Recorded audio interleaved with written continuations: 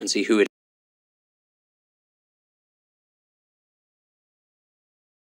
was that put her into that position, and why, knowing full well what sort of a person she was, why they put her into that position in the first place. And I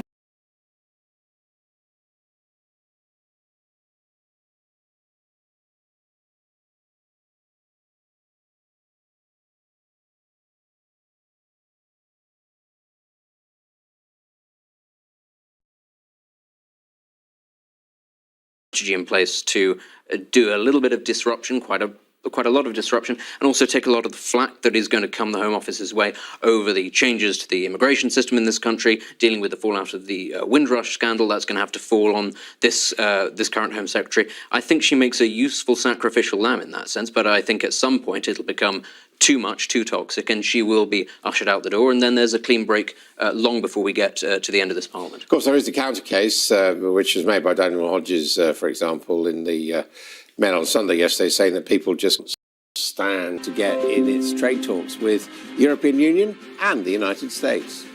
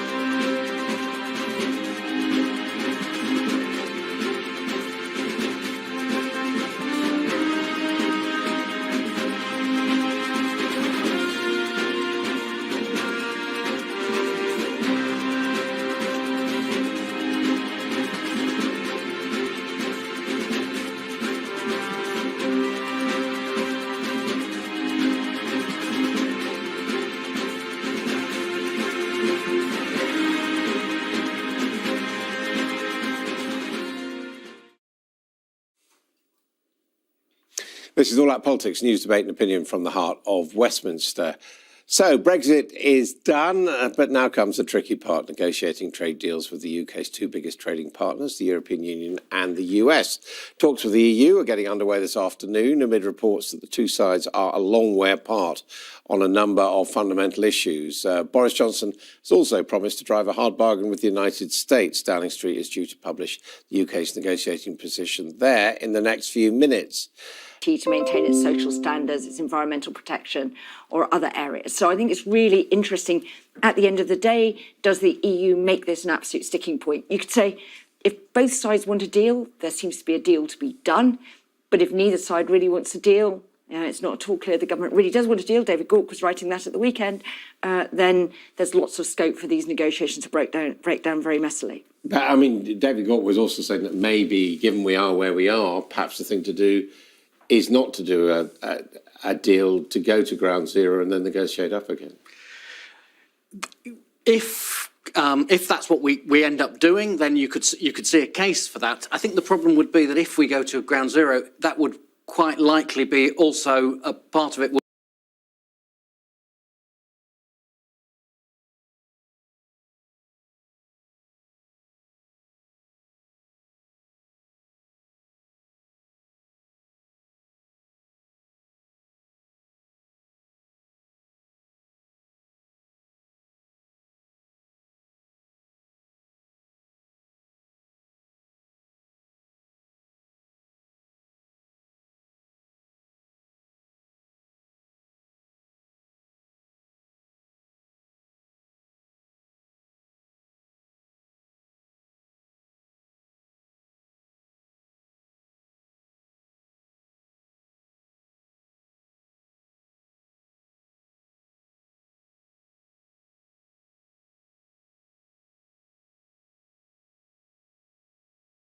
Will be a breakdown in political relations, and it's hard to see for a few years how that gets built up again. In the meantime, you could be seeing quite a big hit to the economy. So I think both sides will think it's better on balance to do a deal, but how much they really want it, that's Jill's point, I think. How much they really want it is the question here, and it's not clear at the moment that either side really want it enough to make difficult compromises.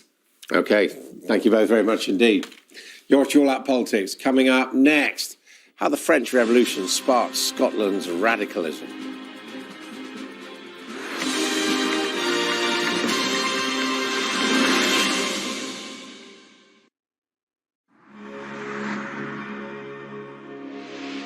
You know how these things work, Bob?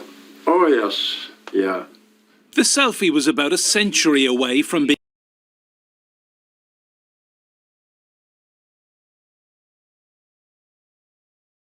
Japanese, getting married to Agnes in Hong Kong in 1937.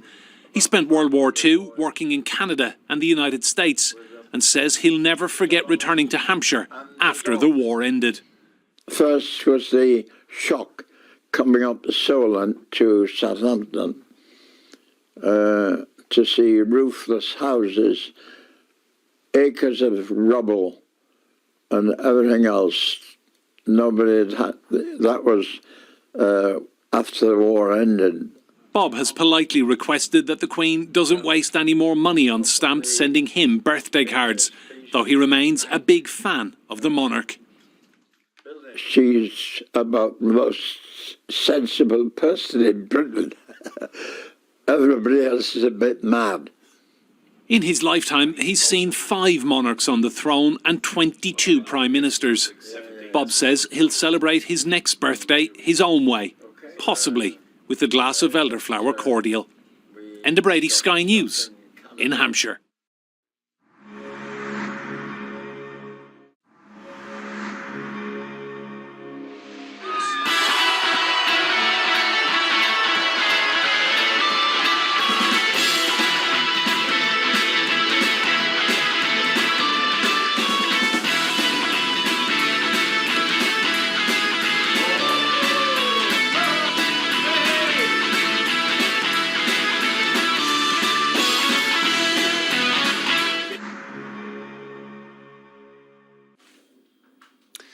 The Political Martyrs Memorial looms over Edinburgh, commemorating 5 men who were imprisoned for campaigning for parliamentary reform, influenced by the ideas of the French Revolution. But not much more is widely known about Scotland's radical tradition, and one man aiming to put that right is the SNP MP for East Lothian, Kenny McCaskill, whose new book is Radical Scotland, Uncovering Scotland's Radical History from the French Revolutionary Era to the 1820 Rising. And he joins me now from Edinburgh. Thank you very much indeed for being with us, Mr. McCaskill. Why did you want to write this book? Well, I think it's an untold story, and I also think it's important that we commemorate the bicentenary of the 1820 Rising when it comes around in April. Far too many of our heroes have been written out of history, and it wasn't by accident but by design. So this and other books that I know are coming out is an attempt to try and right that wrong. OK, tell us about the 1820 Rising. What was it? Well, the 1820 Rising in many ways was a general strike. It came about after the Peterloo massacre. There was meant to be a rising all across the UK, but after the Cato Street conspiracy in England, the bicentenary of which has just been celebrated, radicals in England were locked up and detained. But Scotland rose in the west of Scotland. It was put down, but 60,000 were out on strike, which in those days, when the population of Scotland was under 2 million, was to all intents and purposes a general strike in the west of Scotland. The 3 who were ultimately hung and then beheaded, Bayard Hardy and Wilson, we'll commemorate, but others were also transported to Australia, the same as those in the 1790s who had first been transported there for supporting the right of the universal franchise for working people. Now, your book is called Radical Scotland. You're a Scottish nationalist, but from what you've said already about Peterloo and what we know about Thomas Paine and the rights of man and the rest, is there actually anything intrinsically Scottish about this radicalism, or were they just part of a radical movement across the English-speaking world and indeed across Europe? Well, it was universal. The Rights of Man, when written by Thomas Paine, ignited and inspired people everywhere, not just those who were English speakers, but across the whole of Europe and North America. Scotland, as I say, was distinctive in its culture and its attitude, but certainly what they were seeking was the universal franchise that was predicated upon a parliament in Westminster. But they fought in their own manner. They conducted their campaigns independently and separately, because not only were there a United Englishmen, but more importantly, and perhaps the best organised, were the more famous United Irishmen. But they were all linked in because, not just in Scotland, but in England, we were run by an oligarch of landlords. I mean, that's the point, really. I mean, it was an internationalised movement rather than a nationalist one. Well, yes, although they did march under a banner of Scotland free or a desert, they fought for rights of working people in Scotland, but they did so in a distinctive Scottish manner, and that's why those who are both committed to the socialist cause and those who are committed to the independence cause will rightly revere and remember the 1820 martyrs, as we do Thomas Muir and the others who were transported in the 1790s. It was universal because, after all, the French revolutionary themes of equality, liberty and fraternity reverberated in Scotland as it did across the world.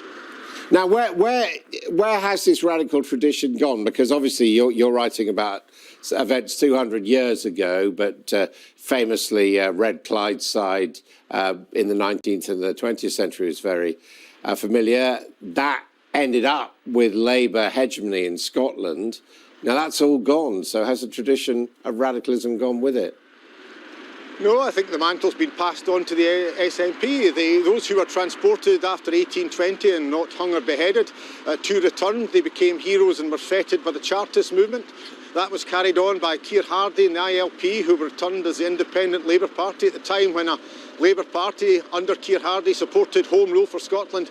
There was, to all intents and purposes, the same as the Irish Free State, with the anticipation that all powers would ultimately come to Scotland. Labour, or some of them, have lost their way on that, but the mantle's been taken up by the SNP, who believe that there's a better way to construct a Scotland, a fairer society that Muir and indeed Bayard Hardy and Wilson fought for, but also a distinctive independent Scottish Parliament that can best look after the interests of the Scottish people. That's run with Okay, us Mr. since the McCaskill, thank you 1790s. very much indeed. His book is Radical Scotland, just out. Well, much more coming up on All Out Politics in the next hour, including the latest from the latest Cobra coronavirus meeting.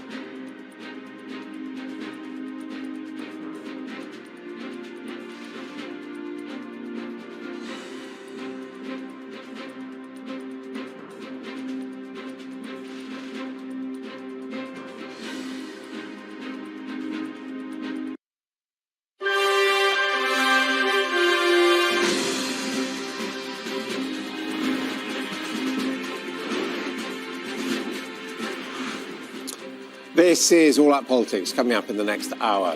The coronavirus battle plan. The Prime Minister is holding an emergency meeting over COVID-19 as UK cases rise to 36. There will be questions that we'll need to consider about very big public events. Should schools continue to operate? We'll be live in Downing Street as the Cobra meeting is due to get underway shortly. Also this morning, Britain talks tough ahead of trade talks with the European Union and the United States. A boost for Biden ahead of Super Tuesday as his rival Pete Buttigieg drops out of the race to be the Democratic presidential candidate. And Israel goes to the polls for the third time in less than a year. Prime Minister Benjamin Netanyahu is fighting for his political survival.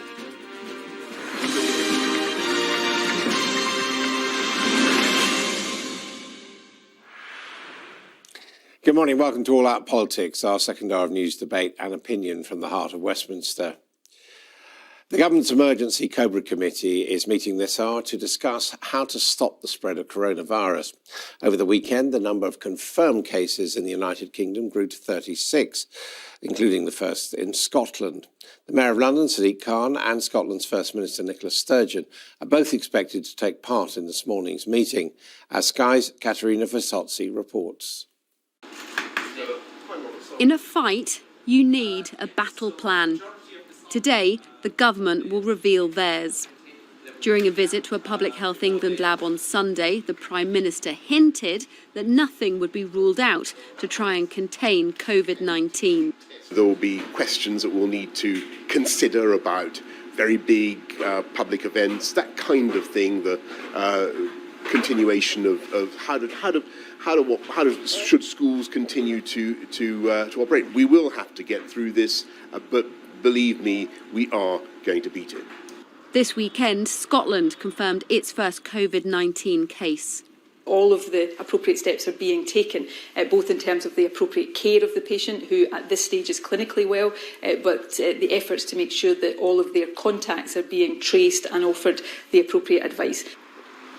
In England on Sunday, there were 12 new cases.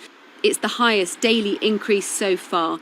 3 of those were infected in the UK by a known patient from Surrey.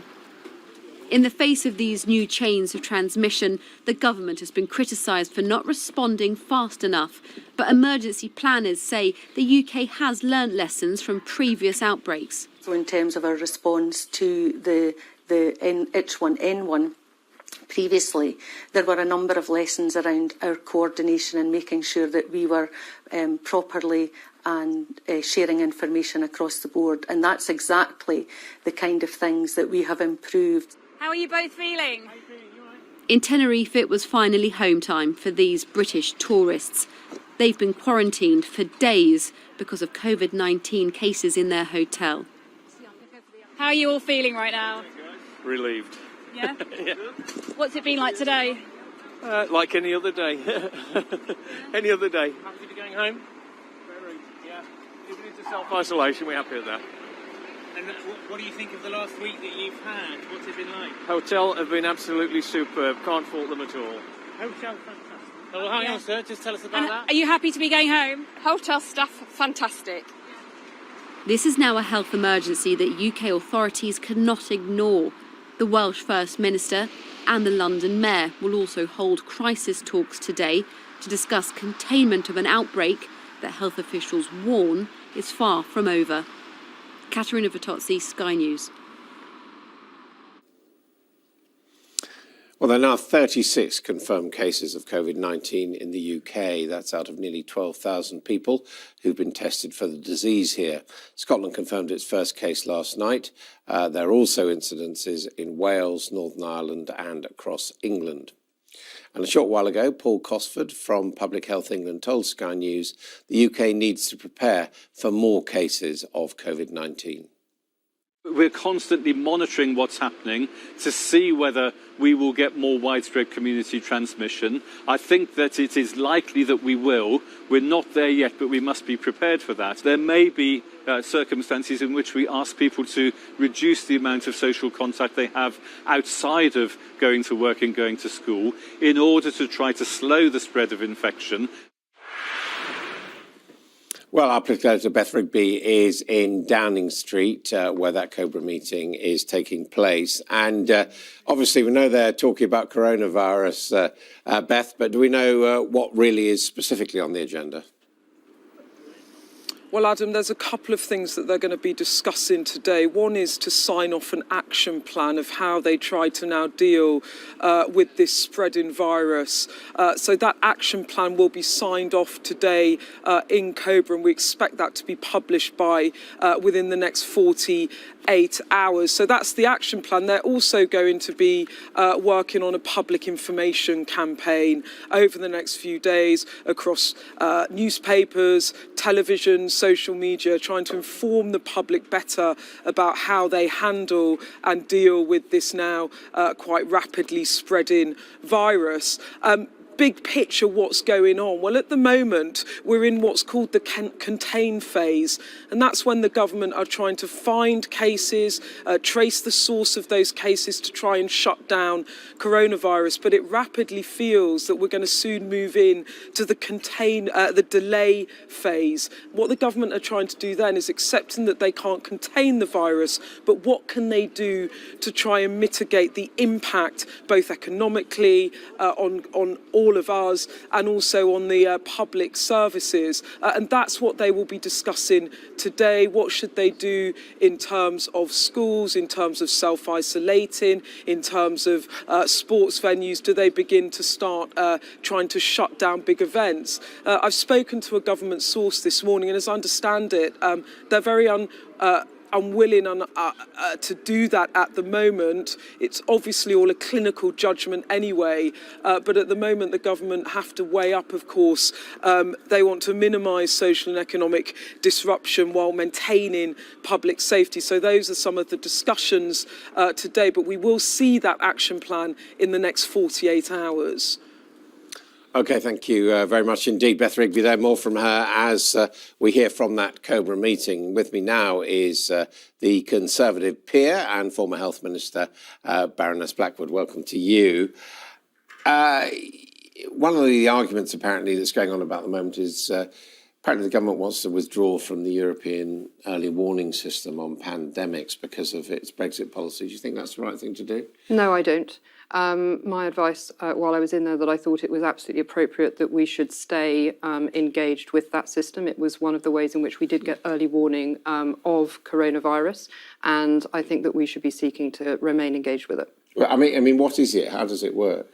It is a data system in which there are all the countries within Europe get data alerts as to novel risks of viruses and other diseases. And this is a way in which we can ensure that public health is protected. And I think it would be a very sensible thing as we leave Europe, but we remain, as we leave the EU, but we remain part of Europe, to ensure that we have good cooperation on global health security. I think this is something that the EU would want to maintain, and we as Britain should seek to maintain. I mean, is your understanding that there is talk about leaving it?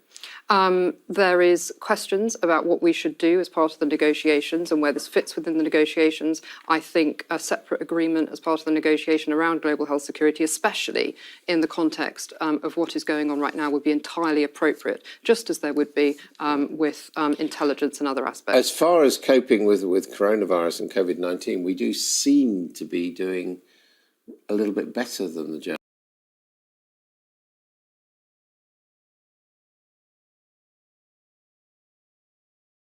or the French, or certainly the Italians. Well, we have exceptionally good public health preparedness in the UK. Our Chief Medical Officer is one of the world leading infectious diseases specialists. Our health system has established preparedness arrangements ranging from those at national level where we detect and assess risk, which is the stage in which we are now, which is why containment has worked so effectively, down to the fact that every NHS trust in the country and all NHS organisations, in fact, have business continuity plans which require them to have plans in place to respond to any major incident. And this could be a terrorist incident, it could be flooding, or it could be a pandemic. And they need to know exactly what role everybody in the organisation should play in such an incident. It's the Emergency Preparedness Resilience Response Plan. And they are, when we move from the current phase, which is containment, to the treat and respond phase, the NHS takes the lead away from PHE, and those business continuity plans would be put in motion. So what do you think needs to come out of this government meeting today, this Cobra meeting that isn't in place already? So I think as well as the containment, delay, mitigate and research arms, which have already been quite clearly discussed, we obviously add the more effective communications elements, and we know that a war room has been set up in the Cabinet Office in order to start doing that, and public communications will become much more regular. We know that the Health Secretary will lead daily press conferences in order to ensure that everybody is kept updated and reassured. We know that there are some basic things that everybody can do to improve infection control, hand washing, using tissues, not touching their faces and things like that. But we also need to be realistic. At the moment, there is no sustained transmission within the UK, which means that we don't need to move to things like school closures, cancelling of mass gatherings, working from home as a regular basis. But we may need to do that if we do have sustained transmission in the UK, and we need to balance the social and economic cost with that. And we need to understand at what point we might need to trigger that, and schools and companies need to know what point that would be and how they would find out about it. Do you think public information should mean dropping this boycott on certain media, the Today programme, Good Morning Britain and all the rest of it by ministers? Well, I'm here, and I think that... Well, we're not boycotting. We were on the death list, but I think we're off it now. Well, I think it's appropriate that communications should be open. Should be open, so the ministers should be talking to the Today programme and all that. Well, I think ministers have been on the Today programme, so there we go. Yeah. Now, what were the circumstances? I mean, you're a health expert. You've worked in the health area. You were a health minister. Why did you leave the government? I left because it was the right time for me to spend more time doing other things. It was your decision? Yes, it was. So it's not a question of you being cold-shouldered by the present lot? Not as far as I'm aware, no.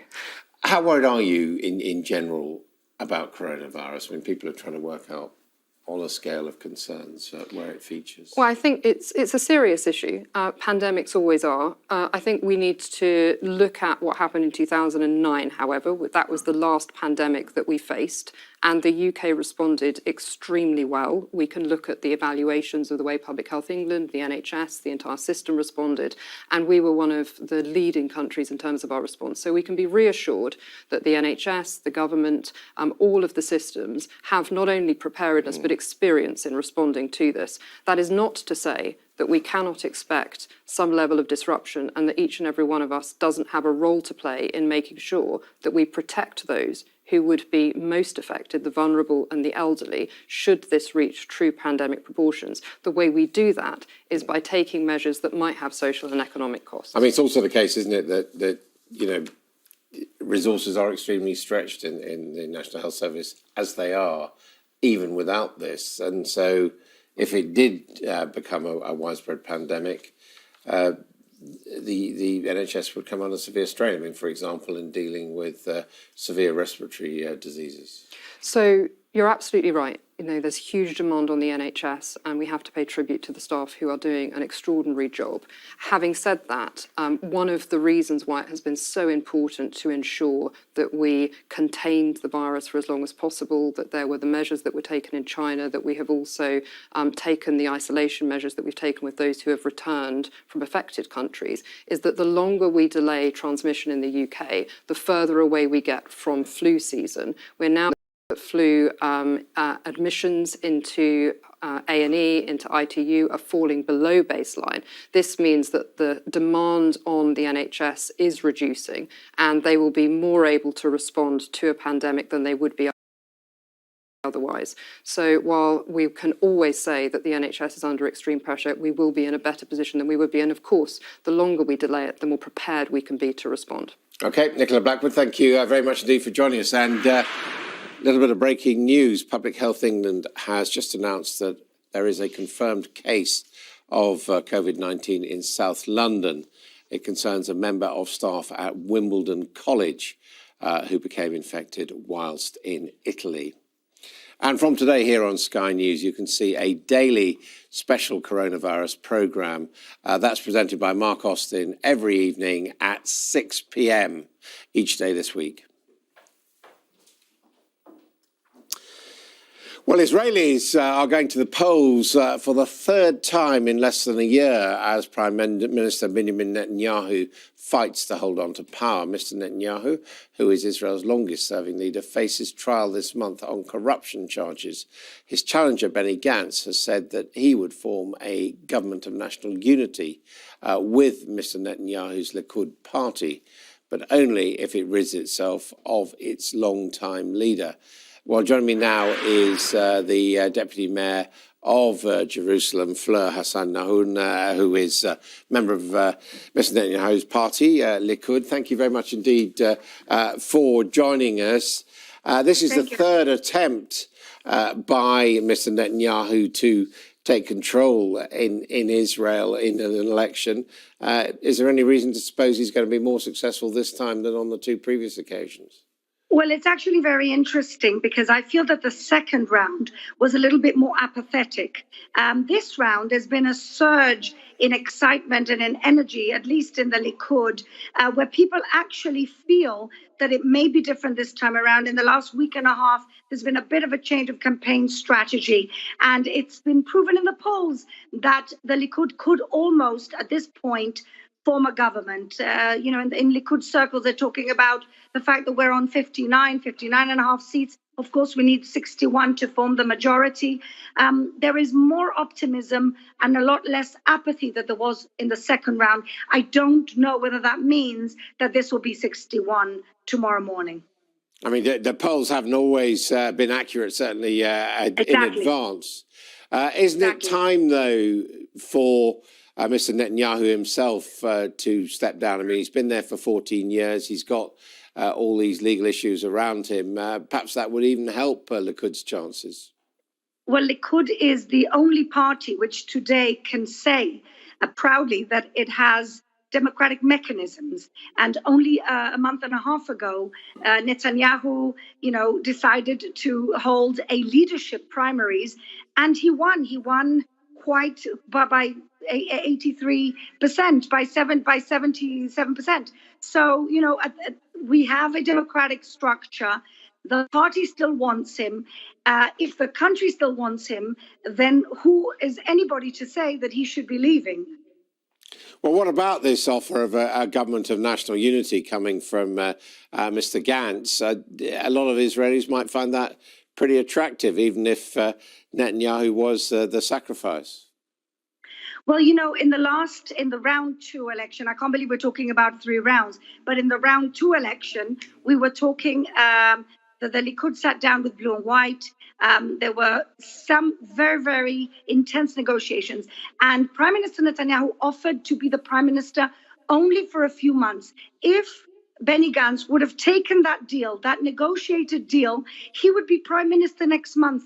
But the problem is that in Blue and White, their whole identity is based on being anti-Netanyahu.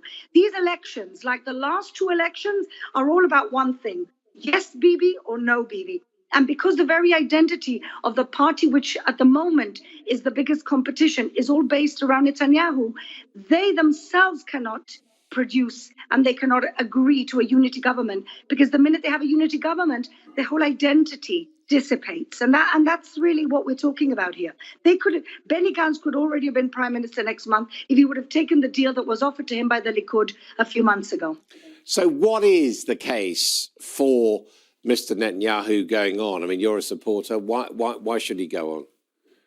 Well, again, it's all about, we live in a free and fair democracy, the only democracy in this entire region. And not only have the people decided that they're not quite ready to get rid of Netanyahu, his own party, 130,000 members that I'm very proud to be on the Central Committee of, decided overwhelmingly that they still want Netanyahu to be their leader. And so as long as, in Israel, you have the permanent structures of authority and you have the temporary structures of authority, as any other free democracy. And the temporary structures of democracy, of course, are the voters and our democracy itself.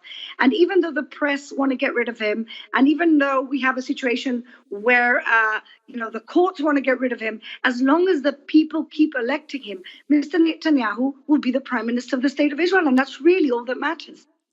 Okay, thank you very much indeed, Fleur Hassan Nahoun. Thank you very much. Boris Johnson says the UK will drive a hard bargain with the United States as Downing Street publishes its negotiating mandate with the US. It's set to be a busy few days of negotiations as the first round of post-Brexit trade talks are also getting underway with the European Union this afternoon in Brussels. Earlier, the International Trade Secretary Liz Truss told Sky News the UK was prepared to walk away from both deals if necessary. Well, we want to deal with the EU on Canada-style terms. If we have to trade with the EU on Australia-style terms, we will.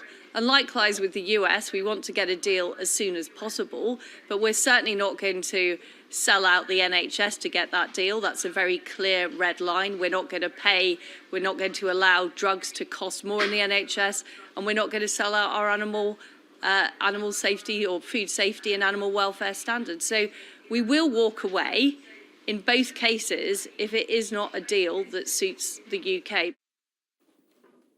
OK, well, with me for more on these trade negotiations is our political correspondent, Tom Rayner. Tom, am I right in saying we know what we're looking for from Europe, but we don't know what we're looking for from the US? Well, we've been given a preview of what the UK government wants from the US. We'll get the full document any time now. We were expecting it at 10 o'clock. It hasn't come out yet. But the government have said that they want to see a US trade deal that removes tariffs, particularly on things like ceramics, cars, food, drinks, professional services. And they believe that could see a £15 billion increase in trade, which they estimate would result in a 3.4 billion boost to the economy. Now, that amounts to about 0.2% of GDP. And that number is worth remembering, Adam, because the forecasts for the cost to the economy, if there was no EU trade deal, is about a 5% cut to GDP. So even if you did get precisely what the government wanted from this US trade deal, something that's highly unlikely in itself, because of course the US wants us to adopt its food regulations, just as one example, which would mean that we have major questions about what happens to UK producers. Even if that were the case, a 0.2% increase is clearly not going to compensate for a 5% loss in GDP. But the government is talking tough on both of these trade deals. You heard from Liz Truss, they're talking about that the government was prepared to walk away from the US talks if necessary. And we've heard very much with the EU, if the UK cannot have complete economic and political sovereignty and cannot completely eradicate any jurisdiction from the European courts, then they'll walk away from that too, potentially as early as June. Now, we know David Frost is doing negotiations with Brussels. Is he doing them with Washington, D.C. as well? No. So it will be a different team that is doing that. David Frost is going to Brussels today, the first of the talks, a 100-strong team. They've got a whole set of areas which they are going to be discussing. It will be a separate team from the Department for International Trade that looks after this US side of things. Of course, we don't know yet when those talks for the US side of it will start. OK, thank you very much indeed, Tom Rayner there. This is All Out Politics. Coming up next, Boris Johnson and a heavily pregnant Carrie Symonds are getting married in Blower's cartoon in the Telegraph, but the congregation's wearing hazmat suits because of coronavirus. We'll take a look at the opinion pages of the newspapers in The View.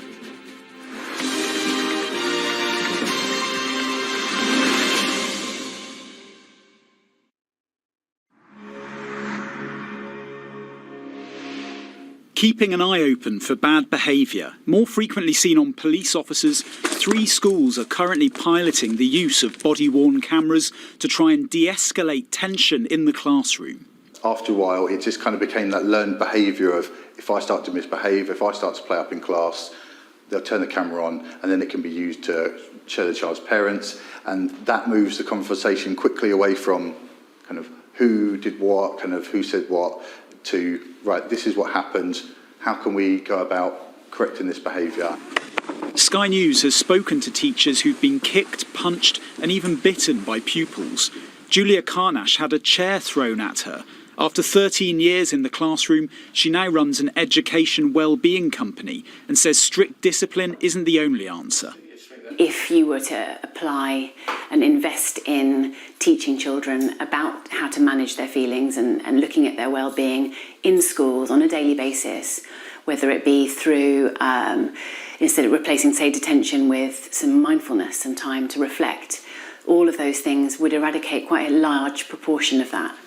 The City of London Academy takes a more traditional approach. Pupils line up and move between classes in near silence, while mobile phones and cash are banned. The Education Secretary is appealing for schools like this one to partner up and share best practice with those that are struggling. There is no reason why this cannot be replicated in every single school. And you saw in the corridors where children were walking down the corridors in silence, in order, going to their classroom on time. The government is clearly talking tough on behaviour, but individual problems can require individual solutions. Hard to come by when budgets often don't add up. Rob Powell, Sky News in central London.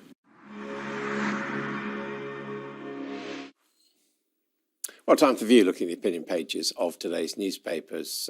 The coronavirus outbreak will show us just how serious Boris Johnson is. That's according to John Harris in The Guardian. As the consequences of the virus become clear, the smirk attached to the government's face will have to go, he says. Claire Foges in The Times calls on the government to take more draconian steps to halt the spread of the virus because she says the selfish me generation can't be relied on to self-isolate. In the Daily Telegraph, Nick Timothy says the coronavirus is just one more danger amongst many in our fragile, globalised world, and governments need to be better prepared for adverse effects. In the Financial Times, Wolfgang Munchau says British threats to walk away from a trade deal with the EU are real. Europe should prepare for 2 economic shocks this year, coronavirus and a WTO Brexit. Boris Johnson's and a heavily pregnant Carrie Symonds are getting married in Blower's cartoon in The Telegraph, but the congregation are all wearing hazmat suits because of the virus. Can you see what it is? Asked the neonatal nurse in Morland's cartoon in The Times. A timely distraction is the reply from Boris Johnson. Amanda Patel says the number 10 baby is joyous news for Carrie and the Prime Minister, but we shouldn't forget that his philandering has come at a heavy cost for his family. I pray this is the end of Boris the Bounder, adds Stephen Glover. And the resignation of the Permanent Secretary at the Home Office, Philip Rutnam, will have far-reaching consequences. That's according to Catherine Haddon in The Guardian. Well, John, today, looking through all those, are the writer Benedict Spence and the historian Alex von Tunselman. Welcome to you both again. Now, Alex, coronavirus is here. It's a big issue. It's a big story. Did any of those columnists we picked out, in your mind, put their finger on it? Well, I think perhaps the most interesting one to discuss is Claire Foges' piece in The Times. We're too selfish, she says, to stop the virus spreading. And this piece actually sort of rather annoyed me because it comes from a perspective that, you know, sort of the usual sort of millennial bashing that young people are too selfish to take time off and stay at home. They want to go out and be doing things. But actually, I think the real problem is that lots of people, young or old, don't necessarily have the sort of nice paid sick leave and, sort of good policies of a place like The Times that might look after its correspondents. I mean, what about people on 0 hours contracts or people who are looking after their children or people in very low paid jobs that may not have sick leave, casualised workers? It's not really selfishness that's keeping those people from just staying at home. It's perhaps putting food on the table. And I think perhaps if her argument is that we want those people to take it seriously and stay at home, then we have to ask, well, where's the support for that? What's the safety net for those people? How is the government going to enable those people to do the responsible thing and stay at home? I mean, I think it's quite right. People have, different abilities, frankly, not to go to work. But, I mean, I haven't seen any evidence of this alleged selfishness. I mean, we know Jon Snow, Nick Robinson, Sky Zone correspondent Nick Stylianou, they are all self-isolating and other people are as well. I haven't noticed selfishness of you. No, neither have I. I think actually it's been a rather sensible response from what I've seen from members of the public, but I feel ever so slightly prophetic reading this today because last week I wrote for The Telegraph about how the coronavirus is going to raise serious issues, certainly in the West, but also in the East, about our relationship with state authority. It's very interesting then that Claire Foges comes out and says that the government needs to take more draconian steps, and that, by extension, means it needs the power to take more draconian steps. What does she mean by draconian? She doesn't exactly say, but I think it's quite clear, the implication that would be, is having the power to force people to isolate, or, potentially things like curfews. That is ultimately what we're talking about here, let's be honest. We've seen that response in other parts of the world, like China, and the jury is, at this moment in time, out on whether or not it is effective. But I think it's very interesting that this comes in the aftermath of something like Brexit, which is supposedly a vote for greater, personal autonomy, greater personal sovereignty, to then argue, straight away having had that vote, well, actually what we now need to do is give the government more powers to potentially put people away. And I don't think that's going to sit very well with people if they're they're thinking, okay, well, in the event of a pandemic, an outbreak, we are actually all behaving in a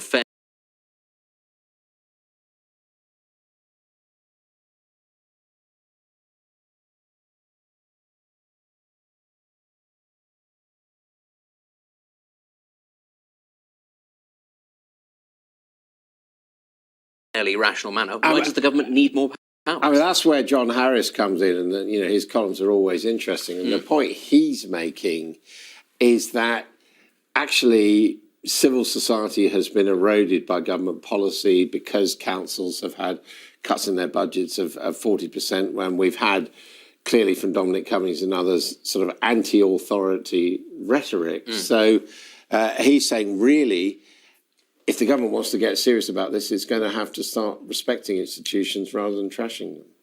Yes, and I think, this then comes up in sort of Nick Timothy's piece where he says, that the NHS should sort of be able to cope with changes in capacity, but also shouldn't have too much capacity operating all the time. Well, I mean, no kidding. I mean, I think everybody thinks that, but you can't really have all of these things. I'm sure that that's part of NHS planning, but if you are going to keep eroding it, I mean, John Harris says that, the NHS has only 15 beds in England for the most severe cases of respiratory failure. Well, you can't suddenly produce these out of nowhere. Constant cutbacks will have an effect. And I think, again, also the cutbacks to things like social care mean that a lot of people perhaps aren't, particularly elderly people who we know are very vulnerable to this virus might not get the care they need quickly enough. I think we should beware calls for greater government powers interfering in people's lives when it comes to something like this, because as we've already seen, other countries that have far more authoritarian approaches to handling their own citizens, from China to Iran, have not actually dealt with this outbreak any better than you might have hoped.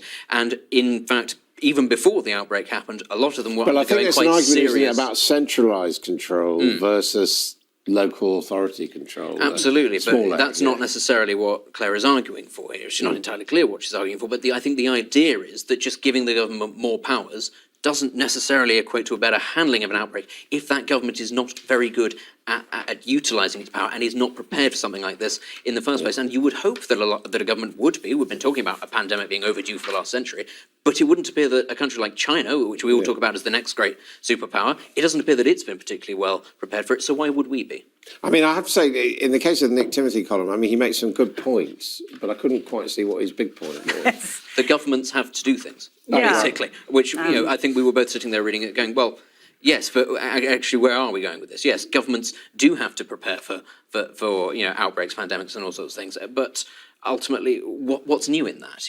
One would hope that is how governments run. It was kind of how I felt reading that piece. Well, it's interesting, I mean, because we've also got in the Financial Times, the regular column from Wolfgang Mudschau. I think it's fair to say is a fairly persistent critic of the way that the European Union works.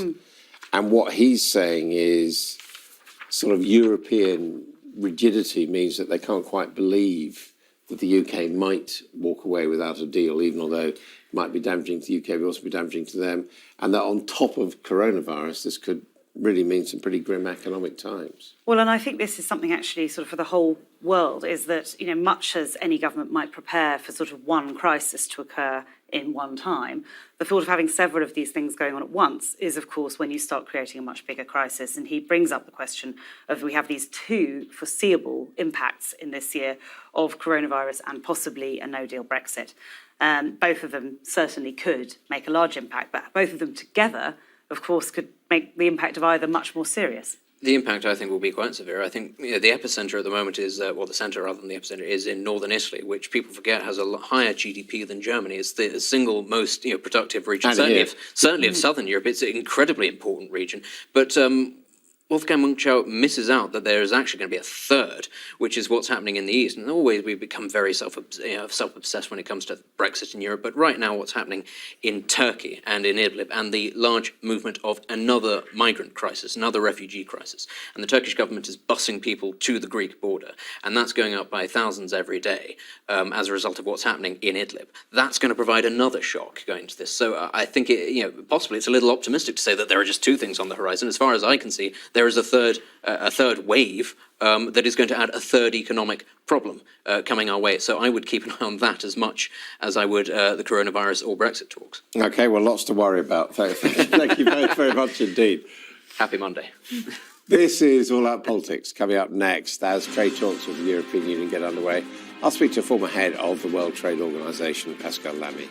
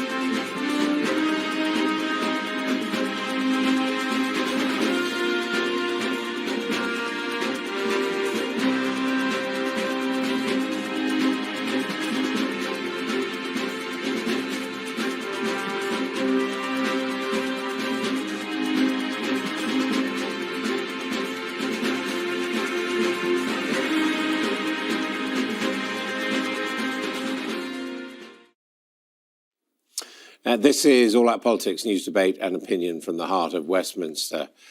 A big few weeks of trade negotiations lie ahead this year. Talks with the EU get underway this afternoon, amid reports that the two sides are a long way apart on a number of fundamental issues.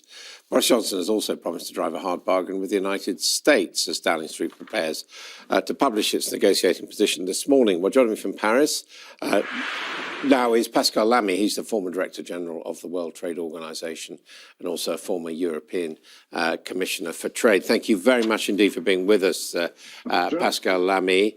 Just want to ask you, first of all, Britain's situation now outside the European Union, negotiating with the EU and the US and other trading partners. In terms of global impact on trade, how much is at stake, do you think?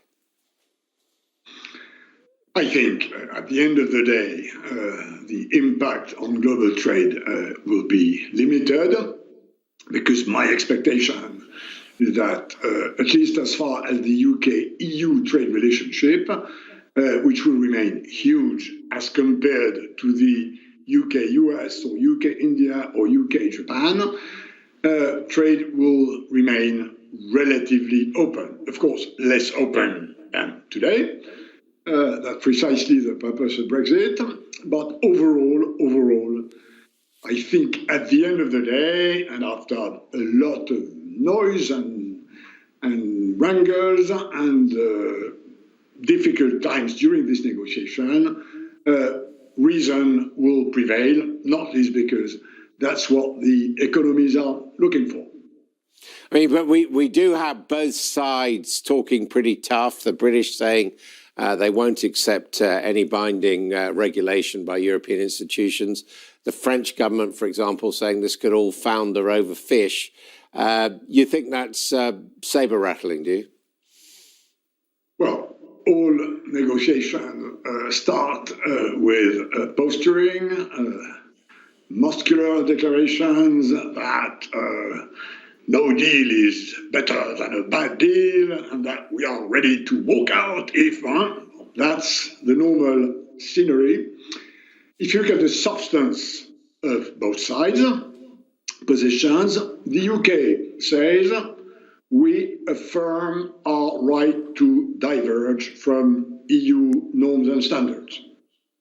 That's what Brexit is about. The EU says, fine with that, we understand, but we do not want unfair competition at our door. These are the two starting positions. What the negotiation will need to show is a bit more than that on both sides. On the UK side, we will need to know where does UK intend or not to diverge and when, because this decides about the thickness of the border. And on the EU side, we will need to know what is the thickness proportion depending on what the UK does. That's a bit complex. What we know is that for the moment, we have no border, there will be a border, and the thickness of the border will be a proportion of the ability, capacity, willingness of UK to diverge. I mean, a lot of this could be sorted out if there was a high degree of trust between the two sides. Where do you put the level of trust between the EU and the UK at the moment? That's difficult to gauge, but you're absolutely right. At the end of the day, like in any negotiation, there will need to be compromises, and the oil for end of the game compromises is about trust. So this will depend a lot on behavior on both sides. As far as the EU is concerned, I think its attitude, its moves, its positions are extremely predictable. It's a big oil tanker that doesn't change course easily. The mandate of negotiation has to be vetted by 27 member states, by the European Parliament. So don't expect any surprise on the EU side. I'm less sure about the UK government, given the stance Boris and his colleagues have taken, which is a sort of, we want disruption, we like disruption, a bit of sort of a Trump-like. We're not going to play as you wish us to play, because we are real game changers. If we did get to a situation at the end of this year that there was no agreement, that the UK was finally leaving, in practical terms, the European Union on what's been called no deal terms or WTO terms, or now we prefer the Australian deal terms, what would be the consequences for trade between the EU and the UK? Well, if at the end of the day we have to trade with UK in WTO terms, it's certainly much less open than today. And if it's much less open, it's much more costly to have a 10% tariff on cars or car parts and to have a 25% tariff on cheese or alcohol. This is very costly for producers and for consumers. So this is why my own expectation, for what it's worth, is that there will be, at the end of the day, some sort of compromise in between the first league, totally open trade we have for the moment, and the third league, WTO regime. There will be probably something in between. Otherwise, it will be costly for both sides. Finally, on a slightly different topic, we've just heard, for example, that the Paris Book Fair has been cancelled. What do you think the impact of coronavirus is going to be on world trade? A major impact, depending on when the peak of this pandemic takes place, and we probably are not yet there. My own expectation, for what it's worth, is that it will very seriously dent trade for this year. And I would, with a sort of rule of thumb, situate the impact of that on the world economy to a loss of 0.5% global growth. Assuming the medium long-term trend is 3.5% worldwide, I would think we will have a cut of 0.5% this year, which is quite a lot. Pascal Lamy, always a pleasure. Thank you for talking to us. My pleasure. Well, to the United States now, where Pete Buttigieg, the mayor of South Bend, Indiana, has quit the race for the Democratic presidential nomination just hours before Super Tuesday. His decision comes after his rival Joe Biden scored a resounding victory in South Carolina, sparking new pressure on the party's moderate wing to unite behind the former vice president. After a year of going everywhere, meeting everyone, defying every expectation, seeking every vote, the truth is that the path has narrowed to a close. At this point in the race, the best way to keep faith with those goals and ideals is to step aside and help bring our party and our country together. So tonight, I am making the difficult decision to suspend my campaign for the presidency. You're watching All Out Politics. Coming up next, does the amount of tactical voting at the last election mean many voters are being marginalised?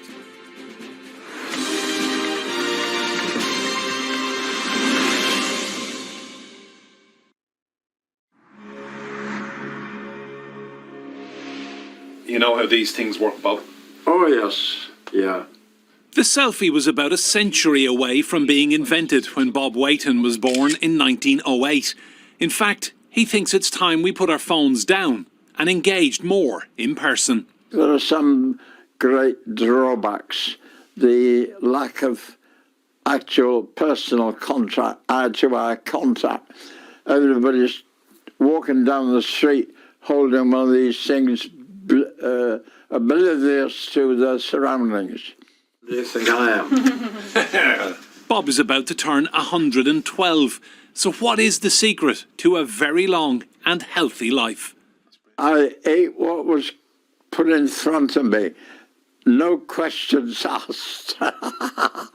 One of Bob's first memories is of a World War I German Zeppelin attack on his hometown of Hull in 1915.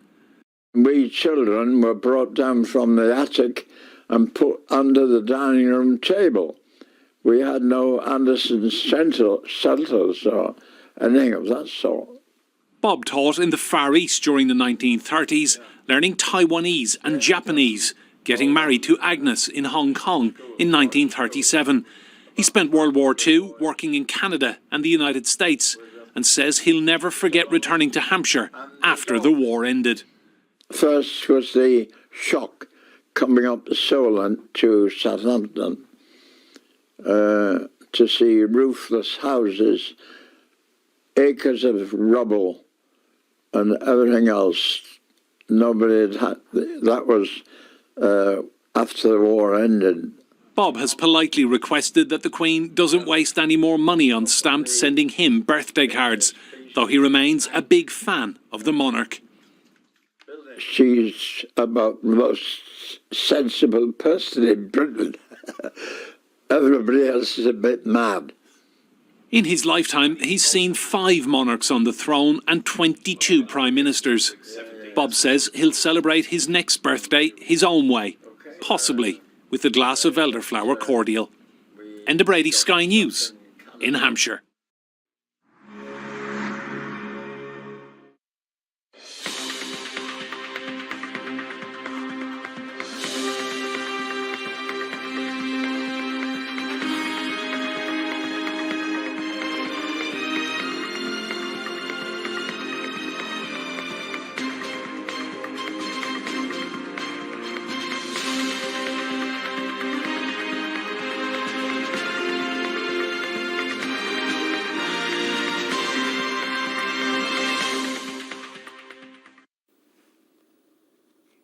Well, nearly 1 in 3 voters held their nose and voted for a party they considered the lesser evil in the last general election. That's according to a new report from the Electoral Reform Society. The Democracy Advocating Group claims December's election saw voters marginalised on an extraordinary scale and lays bare the crisis of legitimacy faced by Parliament. Well, with me is the Director of Policy and Research at the Electoral Reform Society, Dr. Jess Garland. Welcome to you. So you reckon a lot of people didn't get what they want? Huge number of people. 1 in 3 people said that they opted for a tactical vote. So they're not choosing their preferred party or candidate. And that's a huge number. It's up from 1 in 5 when we asked a similar question in 2017. But it's not just voters, it's also parties. We saw a large number of electoral pacts this time round. The Brexit Party stood down half their candidates. So it's a system that's not really working for voters or for parties. But I mean, isn't that the whole point of representative democracy, that it boils down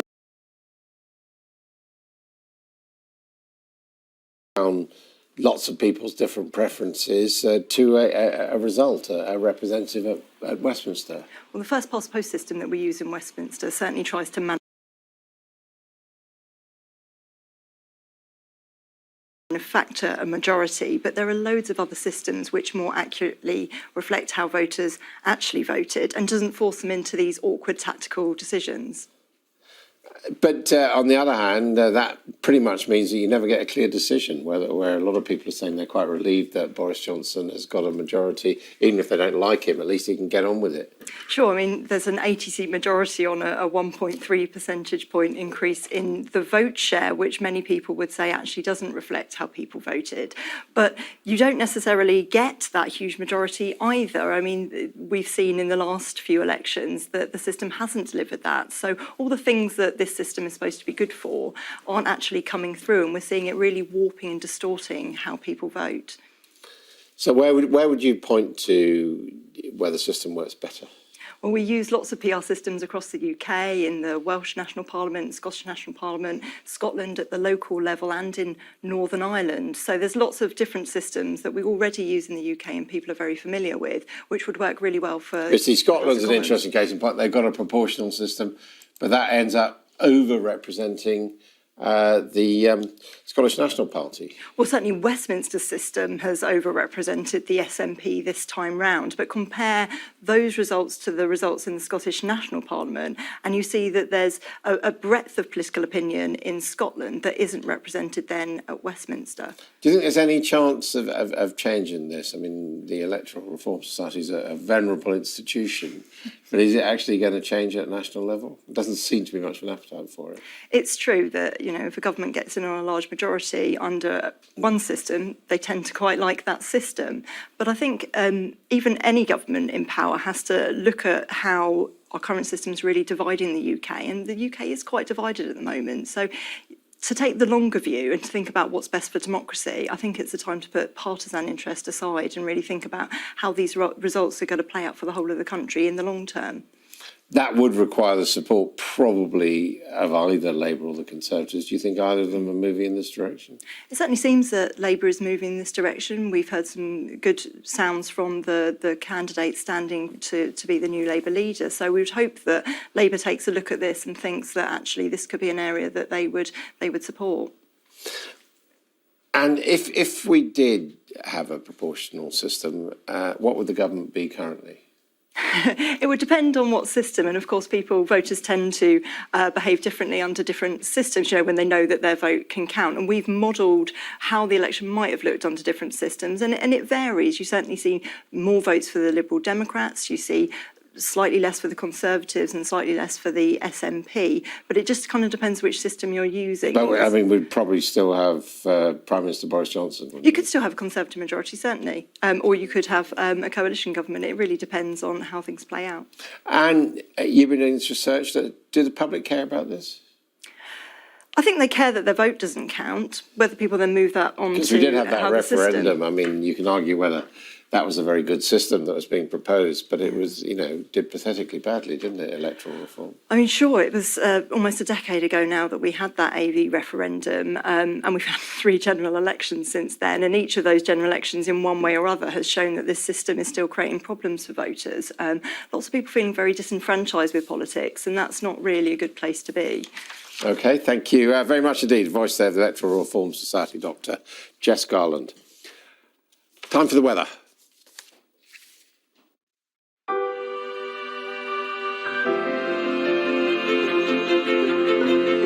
The weather, sponsored by Qatar Airways. Well, the wet weather will clear southeastwards this morning, leaving most places with a chilly day with some sunshine and showers. Temperatures today are going to be low, struggling to reach between 6 and 9 degrees, and it will feel cold in the wind. The rain and snow in southeast England should have largely cleared by lunchtime, and most places can look forward to a bright afternoon with sunshine and showers, giving snow over higher ground in the north. Those showers will be heaviest in the north and west, particularly in western Scotland, where they're expected to band together to give some prolonged outbreaks. Overnight, rain and hill snow over Scotland will sink southwards into northern Wales and northern England. Most other places are in for clear spells and showers, and everywhere it'll be cold with a widespread frost and the risk of icy patches on untreated roads. On Tuesday, the wet weather over northern Wales and northern England will disintegrate as it moves southwards. Most places will be bright with showers, but not feeling quite as cold as today. The weather, sponsored by Qatar Airways. All out, that is all from All Out Politics for today. Coming up here on Sky News, the latest on the Prime Minister's Cobra meeting today. I'm off tomorrow. I've got to do a hostile environment first aid course after Westminster. That should be a doddle.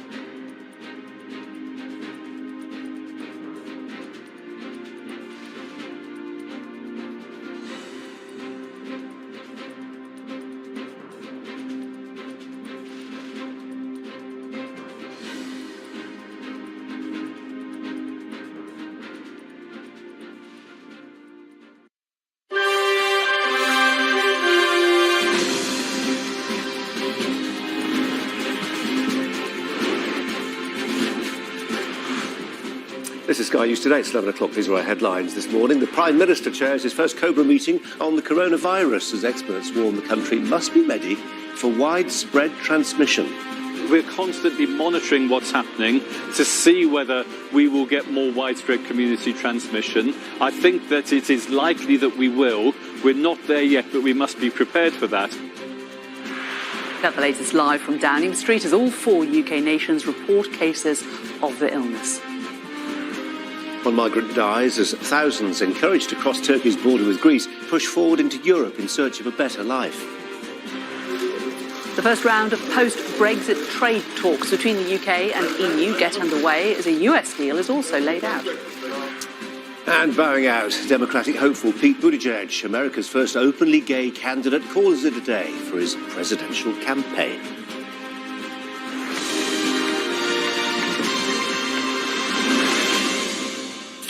Hi, good morning. Welcome to Sky News Today. Britain's so-called battle plan against coronavirus is expected to take shape this morning with the government's emergency COBRA committee currently meeting in Downing Street.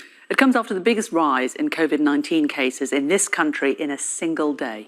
Well, a number of schools and colleges are closed this morning after staff members tested positive. The latest, Wimbledon College, where a member of staff had been to Italy. Well, the Prime Minister's chairing this morning's COBRA meeting, but has been criticised by some for waiting until today to hold it. The Prime Minister today is chairing a COBRA meeting specifically on coronavirus. We've had a series of COBRA meetings. We're putting in place a battle plan to make sure that everybody is completely aware of what they have to do as members of the public and as professionals to deal with this virus. I've actually been broadly supportive of the government's attempts to contain and delay the spread of the virus. But we do have wider concerns about the ability of the National Health Service to cope. We know 10 years of cutbacks, cutting 17,000 beds, we're not giving the NHS the funding it needs. The staff shortages of the NHS have really pushed the NHS to the brink. And one of the questions I've got today for the government is, are you prepared to put in some extra emergency funding into the NHS to help the NHS cope? Well, yesterday there were 13 new cases of COVID-19 reported in the UK. Well, that brings the total number of confirmed cases across the country to 36. Nearly 12,000 people who have been tested for the disease. Scotland confirming its first case last night. Cases also confirmed in Wales, Northern Ireland and across England. Well, one of those, a man in Surrey, was the first to catch the illness within the UK. Around the world, the number of confirmed cases stands at under 90,000. And more than 3,000 people have now died. Let's go live to Downing Street. Our political editor, Beth Rigby, is there. Hi to you, Beth. I mean, it seems rather callous to look at this through the political prism, but let's do that because there is a political calculation here, isn't there? It's sometimes said that when you've got a problem on this scale, a crisis, there is a threat and an opportunity for leadership. But this is a Prime Minister who seems to prefer to delegate where he can. Well, Colin, certainly I think it's fair to say in the first few weeks of this Johnson premiership, he has been, if you like, a chairman type Prime Minister where he takes a back seat and he allows his cabinet to lead the way in terms of announcements and being visible to the public and in the media. Indeed, he was criticised, wasn't he, at PMQs by Jeremy Corbyn on Wednesday last week, who called him a part-time Prime Minister.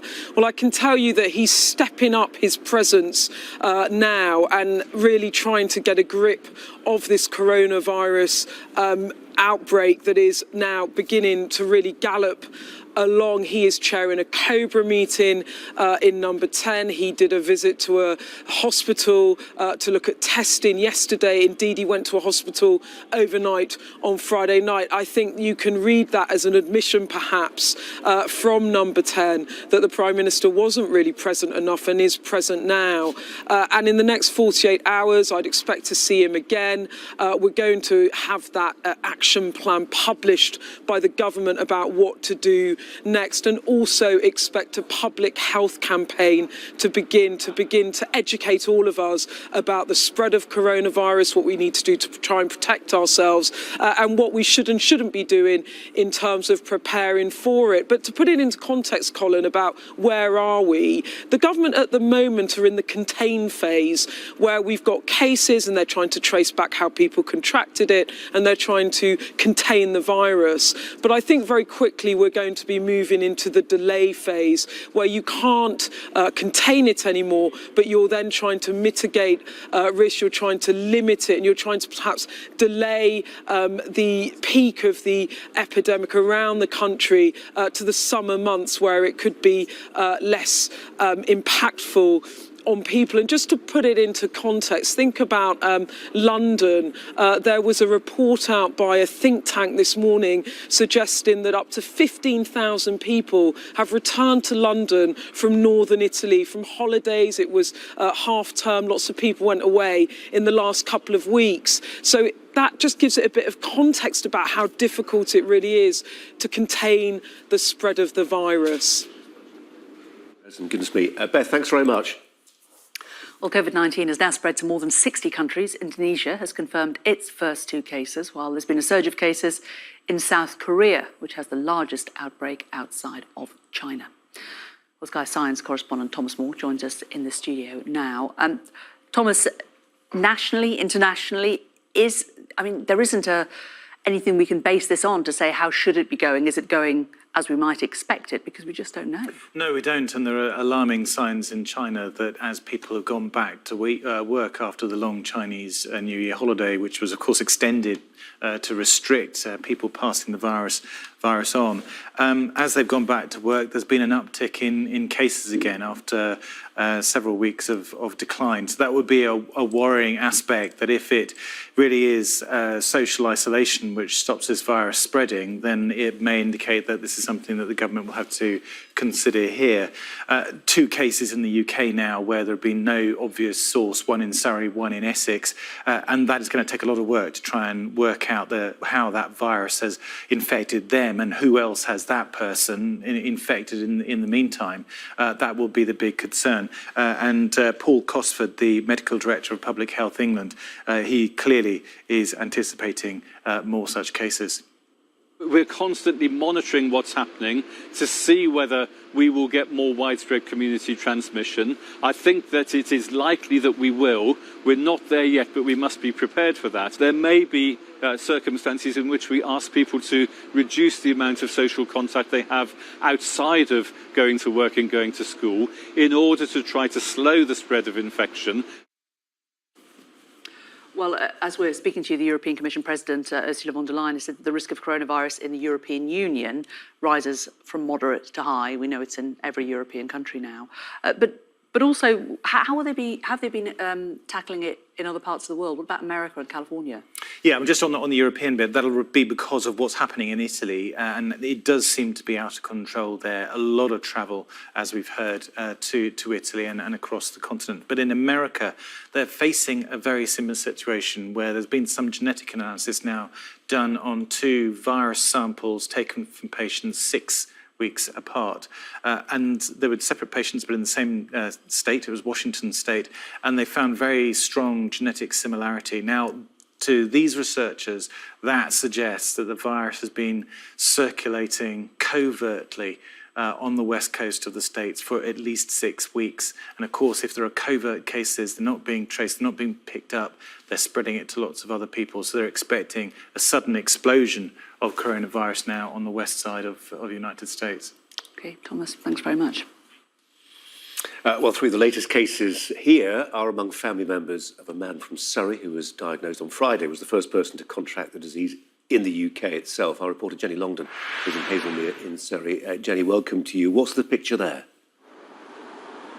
Well, we heard yesterday that there are 13 new cases of coronavirus in the UK. Of those, 3 are connected to a case in Surrey. A man on Friday tested positive for coronavirus, and he had no links with anyone who'd been overseas to any of the countries where the disease is prevalent. He hadn't been anywhere himself. So this is the first case of a community spread within the UK. we've learnt yesterday that 3 members of his family, an adult family cluster, it's been called by Public Health England, now all have coronavirus. Now, over the weekend, on Friday, in fact, a health centre here in Hazelmere was closed for a deep clean. It's not been confirmed it was related to that case, but we've also now heard since then that a pub in Hazelmere has shut yesterday for a deep clean after a man who then went on to test positive for coronavirus visited. So this town, now the focus perhaps of the virus and a point in which people are being traced to find out if they've had any contact with these family members, because it's absolutely vital at this stage that anyone who has been in contact with them, who then begins to feel unwell, is tested to stop the spread of the virus. And that's very much what authorities are trying to do now. They're trying to catch up with those people who've been in contact, make sure that they're aware of the situation and that they must isolate if they are feeling unwell and of course be tested to see if they have the disease. And of course, Hazelmere, this town in Surrey, is an hour's train journey to London. So the fear is now that this is now spreading from person to person within the UK. And people perhaps have the virus without realising it. The symptoms obviously are very similar to the cold or flu, so people may have it without knowing. So very important to keep on top of that, make sure people displaying any symptoms of the disease are tested. And we have seen a big jump in the UK over the weekend. There's now 36 cases, the first in Scotland. There's now a case of coronavirus in all parts of the UK. So there is a worry that this is now becoming slightly more of a worrying virus in the UK. We have spoken to commuters here in Hazelmere this morning. They've been saying they're not too worried at this stage, though. You know, the fact that it is now spreading within the community is of concern. The advice very much to people to make sure they're washing their hands as much as possible, 8 to 10 times a day, and making sure that they're keeping their hands clean, and very much, if they're feeling unwell, to just stay at home, isolate, and make sure they get the right advice. Jenny, thanks very much. And from today, you can see a daily coronavirus special programme with Mark Austin. That's at 6 o'clock from this evening.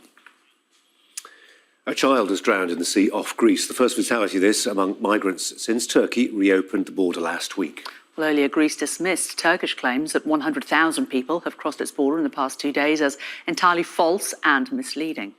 Well, already home to more than 3.5 million migrants from Syria, Turkey says it can no longer prevent people from reaching Europe's borders. And that has seen both Greece and Bulgaria increase security along the border that they share with Turkey.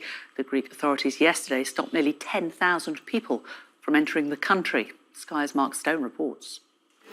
There is a cruelty in what's happening here. These are people who have been encouraged to Turkey's border with Greece, led to believe by the Turkish government that the border to Europe is open. More than that, though, they are being offered free transport in their thousands to the frontier. A bus arrived as we filmed. This is a small village south of the official border terminal. There is no crossing here, just a river. Greece and the EU is just over there. On a tannoy from a tower, a Greek border guard tells them not to cross. Suhaib Hamad is from Iraq. He's been in Turkey for several years, he says, but can't get asylum. Europe is where he thinks the opportunities are. Next to him, a 22-year-old Ahmed Nache from Gaza, who is, it seems, broken. I will kill myself here in this place. I do not have family. I have no one in this country. No one is supporting me. If God will receive me, I will go to God. Up the bank, belongings left behind by some who did manage to cross overnight. How are you? Hi, how are you? Where are you from? And beyond in the woods, a group of Afghans. They had been trying to make a life in Turkey. We have left everything behind. Look at them now. They only have a rucksack, that's all. They left everything and came because Turkish President Erdogan said the border was open. Where is it open? They speak fluent Turkish, but they think it'll be better in Europe. And for the Turkish president, that drive and hunger for a better life is a political bargaining chip. At the official crossing, the cameras are now being held well back. But this is what it looks like beyond. There are all sorts here. Many are angry at being duped by the Turkish and determined to push forward into Europe. The Turkish government claims that 100,000 people have crossed into Greece in the past 2 days. It is a wildly exaggerated figure designed to spook European leaders. While some are crossing over the river, the border here is secure. We crossed over at a terminal further south into Greece to see for ourselves.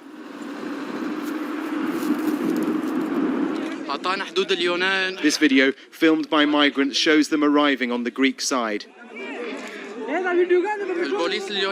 By the time we arrived at the same spot, there were only a few signs of them being there. The Greek police, though, were here. Can you confirm that migrants have been crossing here? We cannot confirm anything.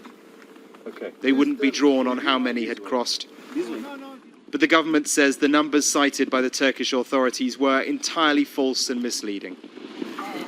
Back in Turkey, on the river, another group, Iranian. Among them a man who says he's a political opposition activist with his daughter. Scared to be identified and carrying papers detailing what he says was torture in Iran. He told us he hopes it'll help him get asylum in Europe. And then, with the others, he wandered on. Mark Stone, Sky News, on the Greek-Turkey border. The first round of post-Brexit trade talks between the UK and the EU is getting underway today. The government is also detailing plans of trade with the US. On the Prime Minister's team of negotiators in Brussels to kickstart the 9-month-long process. The former International Development Secretary Liam Fox said tough talk is expected at the start of the process, but deals with both the EU and US could have massive benefits. Both sides, in both the European and the US negotiations, have a lot to gain. In the US, you've got the world's biggest and the 5th biggest economies looking to see whether they can remove unnecessary costs. For example, British businesses pay about £500 million in tariffs going into the United States. That's completely an unnecessary cost. If you look at the specific examples, for example, that the Americans will want to look at, British cars going into America are subject to a 2.5% tariff. American cars coming into Britain, because it has been in the EU, is a 10% tariff. So there are lots of things that both countries will want to remove as unnecessary costs, both to business and to consumers. Well, our Europe correspondent Michelle Clifford joins us now from Brussels. Michelle, what kind of updates are we going to expect throughout this negotiation? Is it all going to go on behind closed doors, or will either side be briefing about what's been achieved? Well, certainly Michel Barnier, the chief Brexit negotiator on the EU side, has said that he will give an update, some sort of news conference on Thursday, where we might get a hint of what kind of progress is being made. You may be wondering, Jane, why I'm not standing outside the European Commission today, where up to now the Brexit negotiations have gone on. It's because I'm standing outside this major conference centre at the heart of Brussels, and it's there that the bulk of the negotiations is going to take place. The reason for the conference centre, because so many people are involved, the European Commission couldn't accommodate the numbers. Around 100 negotiators coming from the UK, likely to be the same number from the EU side, and they're going to be looking at a vast breadth of issues, from trading goods to security, fisheries, all the rest of it. So there are lots of areas of contention. Those negotiators are going to split into teams starting from tomorrow. The bulk of the negotiation will begin here tomorrow, but today Michel Barnier and David Frost, the chief UK negotiator, will meet. There'll be a sort of plenary afterwards where the two sides set out their ambitions. But as I say, the bulk of it will happen here. Now, a big issue is what they call the level playing field. Both sides want to have zero tariffs and zero quotas, but the EU say if the UK want to achieve that, they have to abide by EU rules in areas like state aid for companies,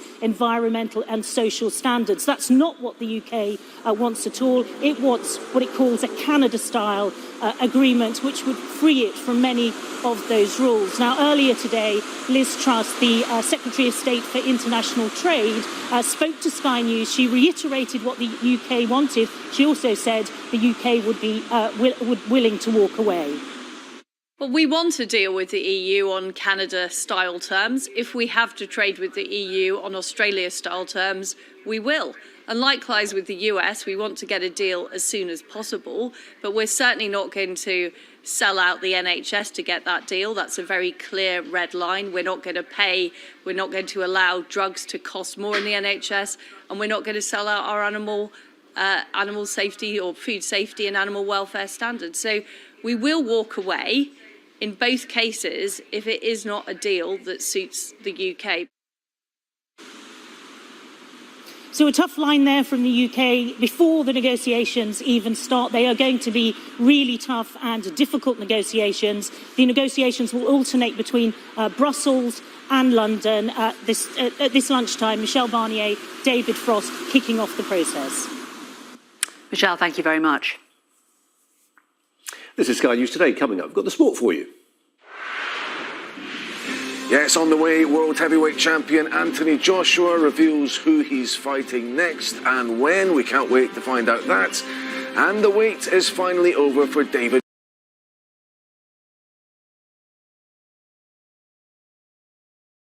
Beckham as his Inter Miami franchise played their first MLS match. We'll show you how they got on.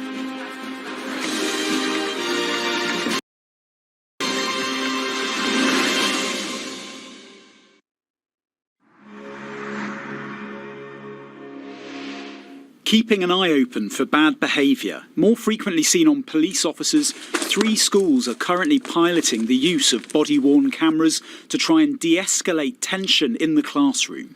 After a while, it just kind of became that learned behaviour of if I start to misbehave, if I start to play up in class, they'll turn the camera on and then it can be used to show the child's parents, and that moves the conversation quickly away from kind of who did what, kind of who said what, to, right, this is what happened, how can we go about correcting this behaviour? Sky News has spoken to teachers who've been kicked, punched and even bitten by pupils. Julia Carnash had a chair thrown at her. After 13 years in the classroom, she now runs an education well-being company and says strict discipline isn't the only answer. If you were to apply and invest in teaching children about how to manage their feelings and looking at their well-being in schools on a daily basis, whether it be through, instead of replacing, say, detention with some mindfulness and time to reflect, all of those things would eradicate quite a large proportion of that. The City of London Academy takes a more traditional approach. Pupils line up and move between classes in near silence, while mobile phones and cash are banned. The Education Secretary is appealing for schools like this one to partner up and share best practice with those that are struggling. There is and why this cannot be replicated in every single school. And you saw in the corridors where children were walking down the corridors in silence, in order, going to their classroom on time. The government is clearly talking tough on behaviour, but individual problems can require individual solutions. Hard to come by when budgets often don't add up. Rob Powell, Sky News in central London. Well, let's return to the outbreak of coronavirus now. The number of people around the world who have died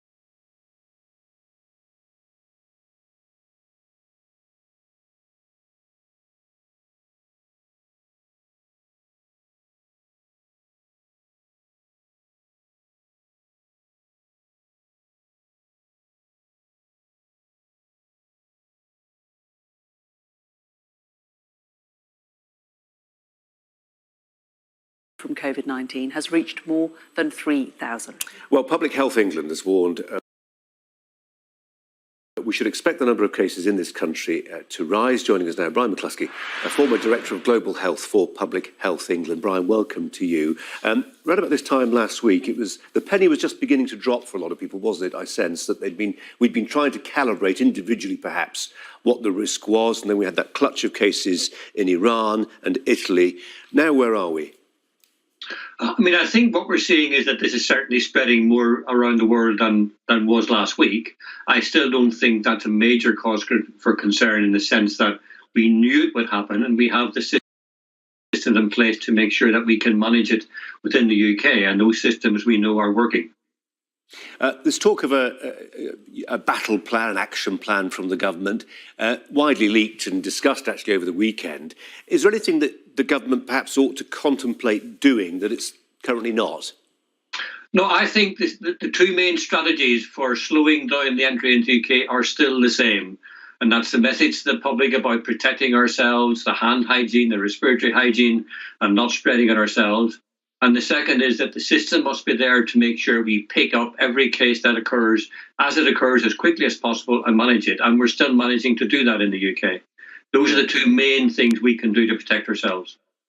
Obviously, the government has a responsibility, not because it's melodramatic, but because it's only prudent to look at the worst case scenario. Do you think in this country, when you look at the psychology, the collective psychology that's in play, that people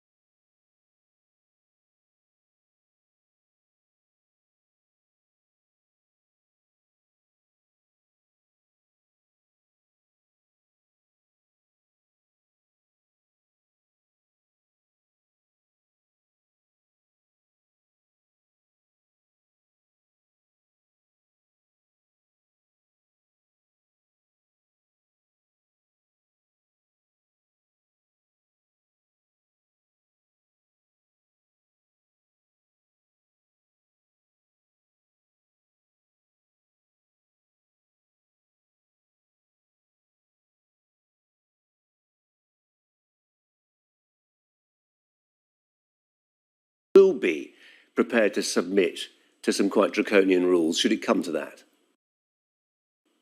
The answer is we don't know. We've done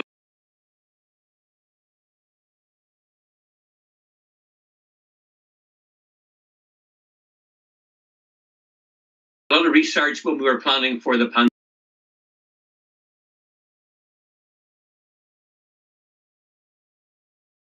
before 2009, the flu pandemic, and since. And the answer is mostly people will cooperate. Whether we need draconian measures, I think, is a different question. And if we need to look back to what we learned from 2009 and to be ready not to put in place things that are not working and to stop things that are not working quickly. And for example, school closures is one of the things that is being talked about, but probably isn't helpful and may in fact make things worse. See, there are some things which are helpful, which have sort of happened through the advance of enterprise and technology. So, for instance, the growth of online shopping and a system of delivery drivers and vans and all the rest of it actually could be very helpful, couldn't it? People do have to self-isolate for a fortnight. The food can carry on being delivered. That's a sort of solution that's presented itself without us even trying. Indeed, and that's what we need to be looking at. And what are the measures that we can do for what's called social distancing that have the least impact on the population and on individuals? So staying at home, working from home if you can, doing shopping online, reducing the contact will all make a difference. But we need to be careful not to overdo it and cause problems socially and economically that are not necessary. Yeah, threading that needle is really difficult, isn't it? So, for instance, you could have a system of, in terms of the communications from government, daily updates, press conferences. We'd roll over them, we'd cover them however long they lasted. And there's a danger in doing that you stoke the sense that we're living through the most dreadful crisis. And that is a very difficult balance which the government and others, Public Health England, have to try and achieve. And I think we're doing quite good. But people need to understand, this is a problem. It's not going to go away immediately, but equally it's not something that should stop the world functioning normally. And we need to get that balance between doing what we have to do to look after ourselves, but not overreacting and not causing other problems. Yeah. And there is a sense in which, given MERS, given SARS, H1N1, that this may be something which we have to confront in the future. It may be less worse, it may be worse, but the lessons we learned this time may be something we can deploy in the future. Indeed, and we always will learn. But also, if we look around what's happening in the world currently, we do see messages that are encouraging in the sense that, countries that have put in place sensible precautions are not seeing the rise in cases that other places are. So we do know these things work. It's just a matter of being practical and being sensible. Don't overreact, but don't pretend this problem is going to go away. Brian McCluskey is a former Director of Global Health for Public Health England. Brian, appreciate your time. Thanks a lot. Thank you. Let's cross over to Sky Sports Centre now for an update. I used to be a distance runner. Yeah, the 7 metres. The Sports Bulletin is brought to you by the Vitality Running World Cup. I felt after the World Cup, I felt that I really needed that break. And I think it was really well deserved to start a programme again, particularly after the previous 5 years. Just felt something that I'd really made the right decision. There was a point actually in the first test I was actually glad to be watching it on my TV, particularly when it was going close to the wire in the extra times. I definitely don't miss that part of the job. To know that even as an athlete and a coach, you've been part of that history was a real proud moment. And I know that this group of players under the leadership of Jess will go on, I hope, to do big things. Of the quantum leap into the final for New Zealand. Rose's hearts are broken. In the last game against South Africa, we'd obviously come off that real disappointing loss against New Zealand. And I remember stood in the changing rooms and I said to the girls and the coaches, this is the last time that we will ever be together as a group. And I said, if we've had so much fun with each other, we've wanted to win every day, this is the opportunity now to go out there and really reward each other. And they did that exceptionally well. And it was quite an emotional time after that, because actually we knew that as a group we were not going to be together again. The buzzer goes! Tracy Neville wins a bronze medal for the England Roses here in Liverpool in 2019. The girls, they couldn't do me any prouder.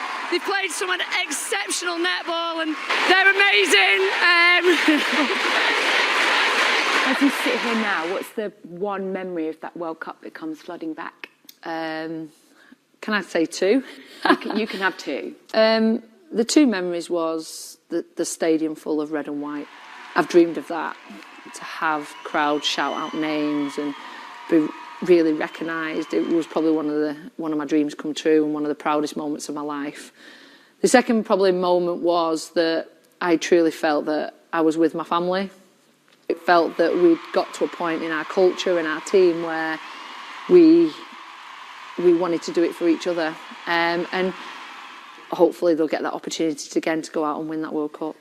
What was also so noticeable was that you walked around Liverpool, and it's really the first time I can remember being at a big sporting event and seeing the numbers of young girls and young women there. To see these girls be role models, ambassadors for these individual athletes. It's not just about the World Cup, it's about the inspiration and the legacy that we leave after it, and that is huge, absolutely huge in women's sport. Tracy is a legend. It is shoes to fill, isn't it? I don't think you can try to fill the shoes of Tracy Neville. She really has kind of ignited what is now going to be a new journey for English netball, and she was that start for that, and I really hope that it's not the end in her netball journey. Although you said, didn't you, when you decided to take a bit of time off, that you would one day probably like to coach England again. Do you still feel the same, or? I feel that I always will be part of the Roses. They've given me the most amazing opportunities. I've created the best friendships. And I've probably, you know, they've probably ticked every single dream that I've ever had. And I want to be part of that setup again, but I don't know what that looks like. But at the moment, I feel that I am still part of that setup because, like every other player who's not part of the Roses at the moment, I felt that we've created history for the sport, and hopefully that these girls and Jess can take this history forward. And 2020, so New Year's ambitions? 2020 would be obviously. And he's won. What's he won? No idea. Well, the mystery appears to have been solved. Did you know there was a mystery about this? Deep mystery. As to why dogs have cold noses.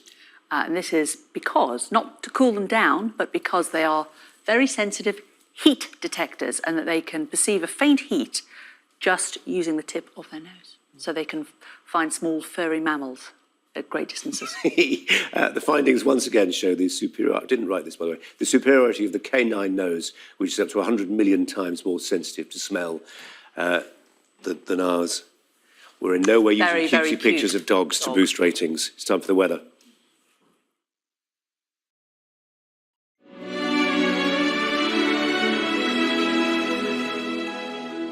The weather, sponsored by Qatar Airways. Well, we predict the wet weather will clear southeastwards this morning.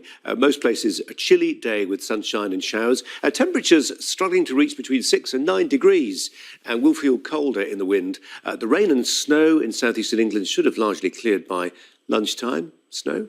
Most places a bright afternoon with sunshine and showers giving snow over the high ground in the north. The showers heaviest in the north and the west, particularly in western Scotland, where they're expected to band together to give some more prolonged outbreaks. Overnight we expect the rain and hill snow over Scotland will sink southwards into northern Wales and northern England. Most other places, clear spells and showers everywhere. Cold though, widespread frost and the risk of icy patches on the untreated roads. On Tuesday, the wet weather over northern Wales and northern England will disappear as it moves southwards. Most places bright with showers, but not feeling quite as cold as it does today. The weather, sponsored by Qatar Airways. This is Sky News Today. Coming up, the latest on coronavirus as a school in Gloucestershire is closed after a staff member tested positive.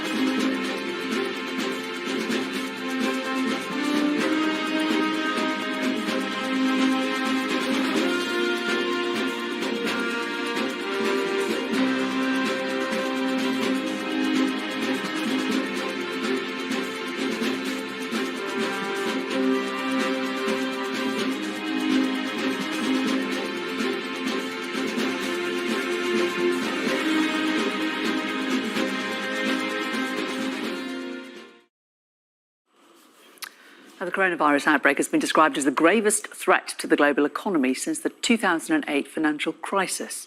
The Organisation for Economic Cooperation and Development has warned that global growth could be halved to 1.5% this year. Well, let's talk to our economics editor, Ed Conway, who's here.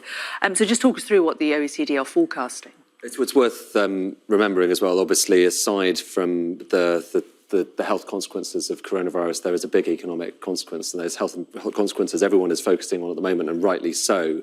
But the need to potentially shut down factories and workplaces and people's concern about what's going on, very real concern, means that this could be a very unique kind of economic dent on not just the UK economy. Obviously, China, we've seen some impact there already, but all around the world.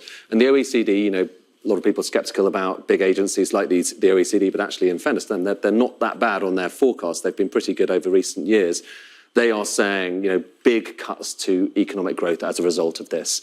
And what they do, this is such a fast-moving story. Last week, they put together their forecasts and they cut various economies, including the UK. So the UK down to 0.8% growth this year. That's the weakest, actually, since the financial crisis. Now, that's just on the basis of what they were assuming back then, that it would be contained. Then came last week, and obviously markets fell. We'll have a look at the markets in a moment, but markets fell very sharply last week.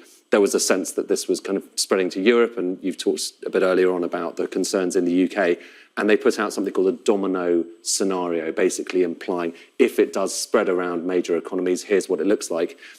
And it's pretty grim. It is by far and away the worst year since the financial crisis for growth. The UK economy would be in recession, and most of Europe would be in recession as well. And the concerning thing is they say that's not their worst case scenario. It could be worse than that if it spreads to parts, for instance, of South America and the Southern Hemisphere. So it is scary stuff. Now, on the bright side, it's possible that it could be contained. It's possible that it's not quite as virulent as some people suspect at the moment.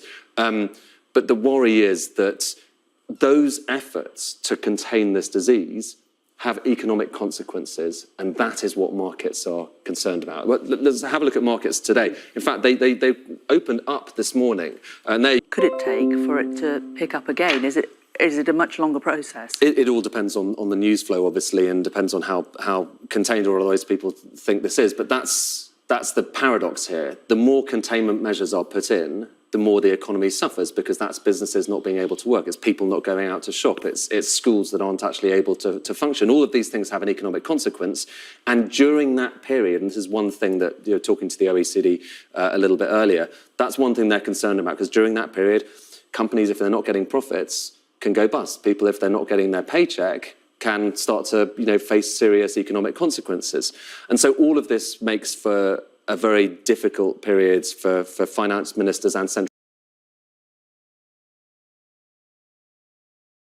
bankers. We talked to Mark Carney earlier on just last week, and he said that there would be economic impacts in the UK. It was the first time he had said that, and that the bank was looking out. A lot of people now think the bank may have to cut interest rates, but they're already down at 0.75%, far lower than they were at the start of the financial crisis. So it's very, very tricky right now. And I suspect, we've got the budget coming up next week. It was going to be all about setting out a big statement for the government about what they were going to do with their economic strategy.